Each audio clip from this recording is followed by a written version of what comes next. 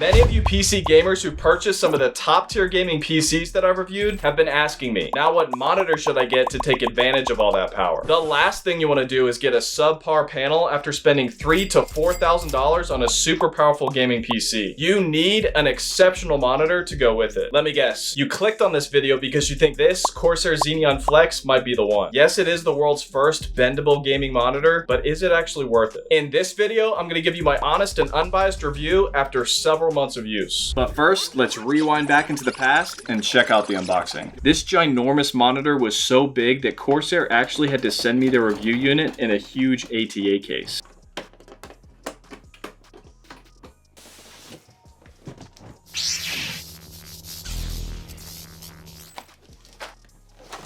Inside, we've got your user manual and safety information. Then we've got your power cable and adapter, which is a 240 watt power adapter. Then a pretty beefy USB-C cable for data transfers from your computer to your monitor, a DisplayPort cable, and an HDMI cable. And then lastly, the only part that needs assembly, the stand that your monitor will be connected to.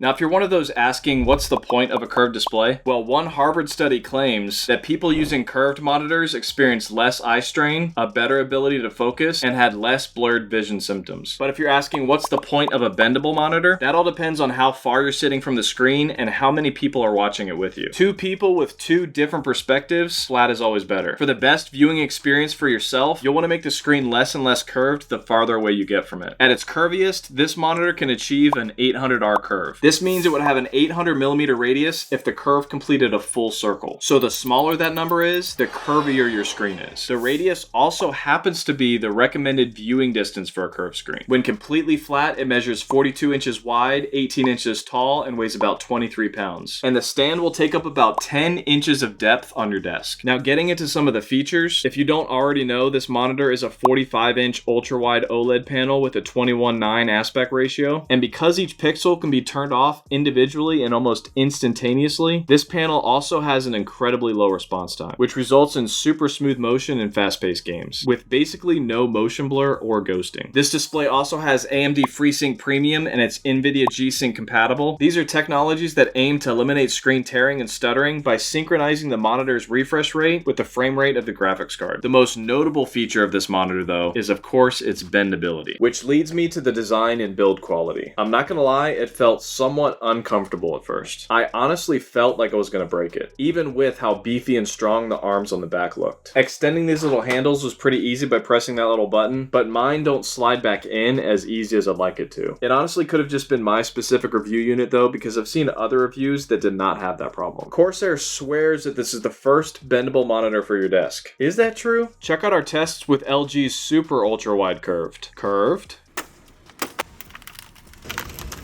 Flat. Now for the ports, on the back of the stand, we've got two HDMI 2.1 ports, one DisplayPort 1.4, one USB Type-C that can also be used as a DisplayPort, two USB 3.2 ports, and another USB Type-C port. That one's an upstream port though, which essentially turns your monitor into a USB hub. This enables data transfers to your computer from the two USB ports on the back, as well as two more on the front. And then next to those on the front, you've also got a headphone jack. And then right next to that is your input button. There is a slight delay when using the input button to cycle through your inputs, so honestly, I found it a lot easier and a lot quicker to use the menu button. Hitting right on the menu joystick lets you quickly cycle through your options before making a selection. Clicking up gives you access to your brightness, left for the volume, and then down for your different presets. Then by pushing the whole button in, you get access to your menu, where you can adjust the screen's picture settings and also some picture-in-picture settings, which honestly did not look that good. Pretty pixelated and low res. Now, because this is an OLED monitor, I expected it to have excellent motion clarity, and it did not disappoint. Professional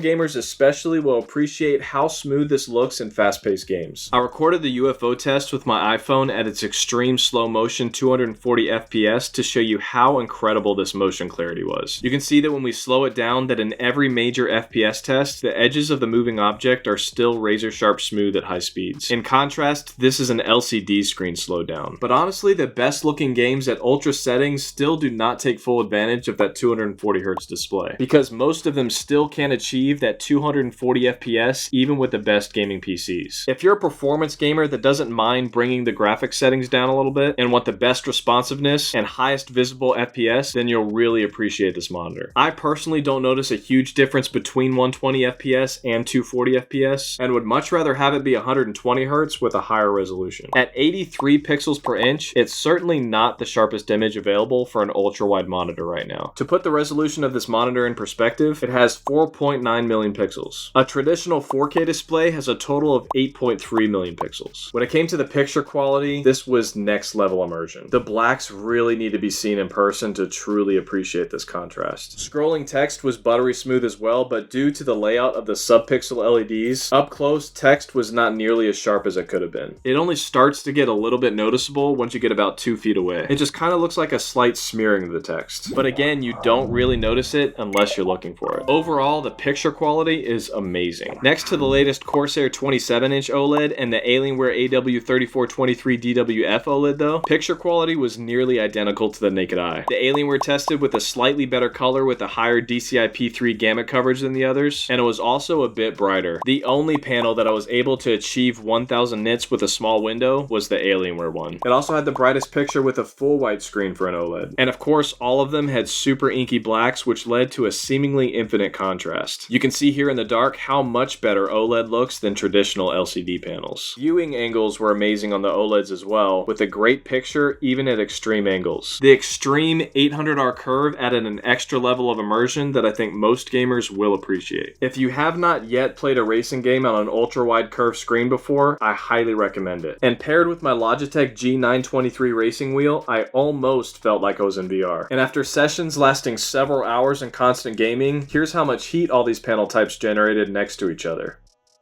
Now, price-wise, at the time of this recording, this monitor stands at $1,600. And the closest comparison to this curved OLED would be the LG Ultra Gear. It's nearly identical in specs and pricing, except without the bendability. The LG also has a 2-year warranty as opposed to Corsair's 3 years, but honestly, $170 is a pretty good deal for Best Buy's 4-year protection plan. And looking even deeper into that, you can see that burn-in is covered on that plan. That one also has height adjustment, swivel, and that one actually does have VESA mounting capabilities. All this one can do, unfortunately, is tilt upwards and downwards. Another curved OLED with VESA mounting is that QD OLED Alienware 34-inch that I just recently reviewed, which is smaller but at the same resolution as these, so technically a sharper image with more pixels per inch. That one for only $1,000, which I think is a much better buy than Corsair's latest 27-inch OLED at the same price. That Alienware QD OLED was the brightest that I've ever seen. Overall, this is a very impressive and innovative monitor that's mainly for those of you that have a top-tier gaming PC. If you think you're going to be using the monitor mostly in curved mode, then I definitely recommend you go with that LG version instead. Now, if you do decide to purchase this monitor or one of the others that I compared it to, then please remember to use my affiliate links in the comments and description below, as I get a small commission at no cost to you for every single purchase made. And it's actually a major factor in keeping this channel going and getting better and better for you. I'd also like to personally thank all of my newest members for their monthly support of this channel. I really appreciate you guys. Every little bit helps. And remember to like, comment, and subscribe with notifications turned on to stay up to date with all of my latest tech and gaming PCs. Thanks for watching, guys. I love you guys. God bless.